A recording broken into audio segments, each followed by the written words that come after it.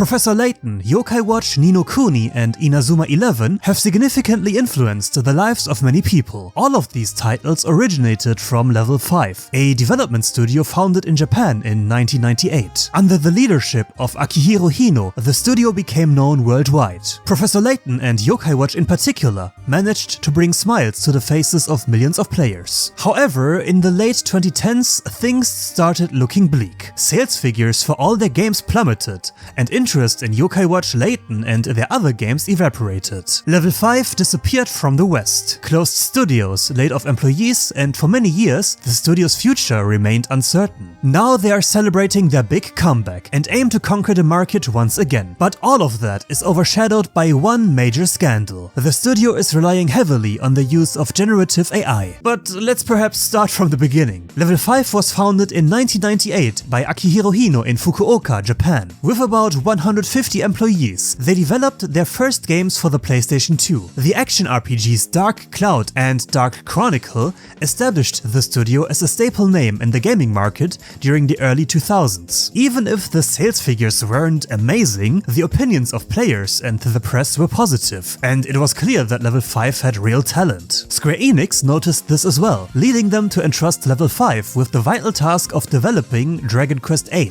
The game absolutely took off. Within just the first 2 days alone, it sold 2.2 million copies in Japan and was a massive financial success. Player feedback was also overwhelmingly positive, so much so, in fact, that Level 5 was permitted to develop the next Dragon Quest as well. However, Level 5 wanted more. They wanted to create their own game series and thus become one of the biggest names in the industry. Above all, they wanted to create games that hadn't really existed before. This led to the creation of a character who, for a long time, would become the most recognizable face of the company, Professor Layton.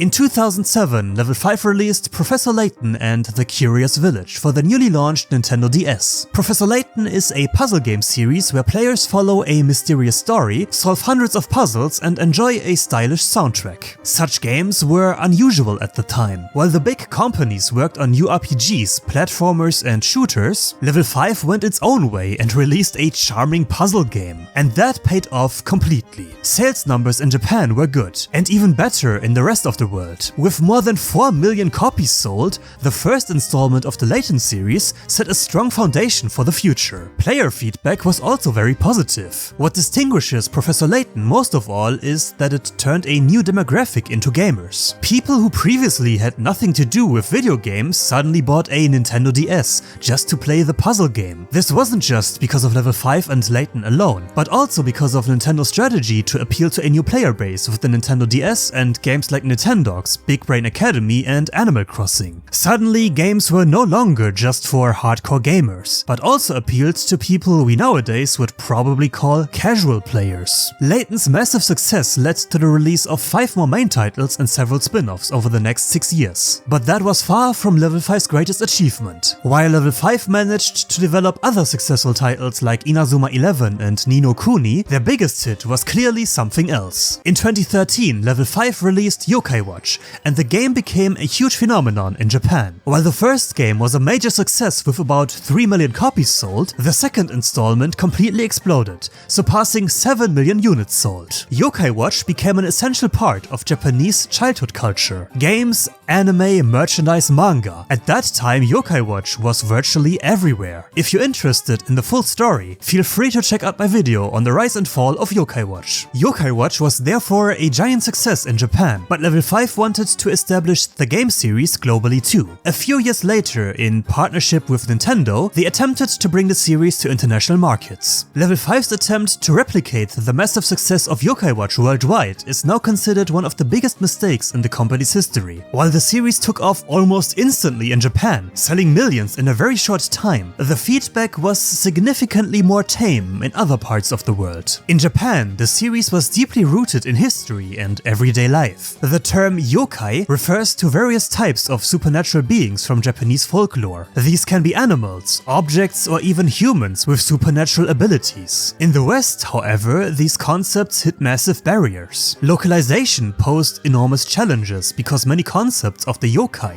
these Japanese spirit beings, were difficult for a Western audience to grasp. Consequently, sales figures were much lower than what Level 5 had expected, but they already had an idea of how to turn things around. In Yokai Watch 3, the adventure moved to America, which was a clear attempt to appeal to Western players the same way the original game had done to Japanese players. They even added American yokai, beings based on stereotypical American things like fast food culture or superheroes. The whole thing was a massive failure. Yokai Watch 3 wasn't as successful as the previous titles in Japan, while the already low interest in the West failed to grow. One reason why it flopped was likely the poor release timing. The series launched here several years after the massive hype in Japan, but by then the big boom had long passed. Furthermore, the series was simply too deeply rooted in Japanese culture to really have the same level of appeal here. Level 5 had made a big mistake. While the game series reached only a small audience in the West, interest in Japan had also declined significantly. Especially after the third game, the series plummeted and sales dropped from several millions to just a few hundred thousands. The main reason for this was the massive saturation of the market with Yokai Watch content. Almost every year there were about 3 new Yokai Watch games, along with countless other pieces of media, and fans had simply had enough. The financial consequences of the Yokai Watch disaster in the West and the declining popularity of the series in Japan eventually led to a drastic decision. In 2020, it became known that Level 5 had pretty much shut down its operations in North America. Level 5's American offices were closed, and many employees were laid off. Reportedly, only a few people had been working on internationalization at that point, which is why games like Yokai Watch 4 remained Japan exclusive. This phase represented a sad point for Western fans, as Level 5 was known for the many vibrant, colorful games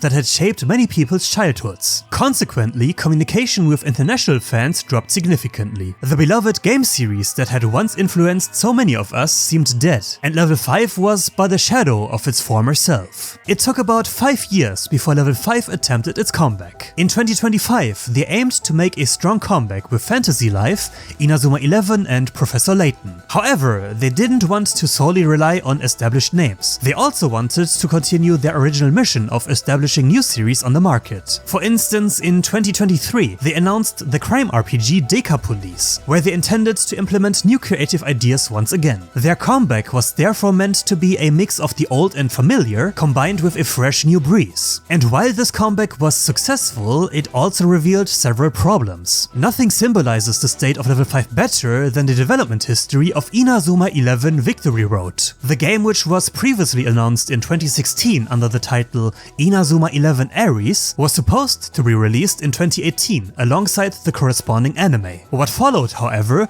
was nearly a decade in the classic development hell. The game was renamed multiple times, development was cancelled, restarted with a new concept, and the release was pushed back several times. When the game finally released in 2025, a full 9 years later, the response was actually surprisingly positive. The game is said to be good, and the gameplay is frequently praised. However, the game also revealed something that many had suspected for a long time. Level 5 seemed to have completely lost control over its productions. Almost every game suffered from numerous delays, and even Professor Layton, who was the face of the company for so many years, still has fans waiting for the next installment. In the midst of this identity crisis, Akihiro Hino took a step that shook many fans. In late 2025, several reports began to circulate claiming that the studio was relying heavily on generative artificial intelligence to accelerate the development of their games. Hino himself strongly defended this decision. According to him, AI is an indispensable tool in game development and can shorten development cycles from 5 to 10 years to approximately 2 years. Fans expressed massive disappointment. Many could hardly believe that the development team behind such wonderful series as Professor Layton, Yokai Watch and Ni no Kuni would explicitly advocate for the use of generative AI. This was a stark contrast to their approach in the 2010s, when they relied on innovative concepts and creativity. Fans felt betrayed. At the same time, these reports were not entirely surprising. In 2024, Level 5 finally announced the long-awaited successor to the Yokai Watch series, Holy Horror Mansion. While the trailer was meant to provide a first impression of the game's concept, some fans immediately noticed what appeared to be AI-generated artworks. Many defended this at the time, arguing that these were surely just placeholders that wouldn't be used in the final game. However, the reports that surfaced later confirmed the worst fears, that Level 5 would be utilizing generative AI from now on. A few days ago, the latest Level 5 Vision event took place. This is Level 5's livestream format, where they announce plenty of new information about their games. And the response was not just positive. New trailers for games such as Holy Horror Mansion and Professor Layton were shown, and fans had mixed feelings. While the gameplay shown for the new Layton game was well received, fans were massively disappointed by the trailer for the Yokai Watch successor. Many people made fun of the seemingly AI-generated game content, and fans are mourning